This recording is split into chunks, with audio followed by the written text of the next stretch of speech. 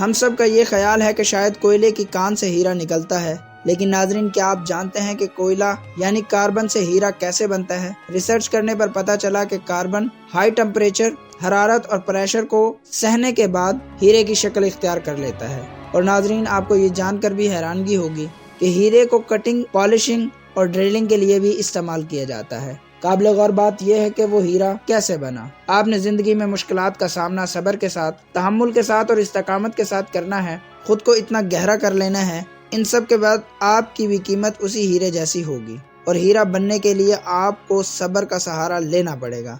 اور صبر ناظرین وہ سواری ہے جو کبھی بھی اپنے سوار کو گرنے نہیں دیتی، نہ کسی کے قدموں میں اور نہ ہی کسی کی نظروں میں، لیکن اس کے لیے سخت محنت درکار ہے۔ شاید اس کے لیے ہی حضرت اقبال رحمۃ اللہ علیہ نے فرمایا تھا، ہزاروں سال نرگس اپنی بے نوری پر روتی رہی، بڑی مشکل سے ہوتا ہے چمن میں دیدہ ور پیدا۔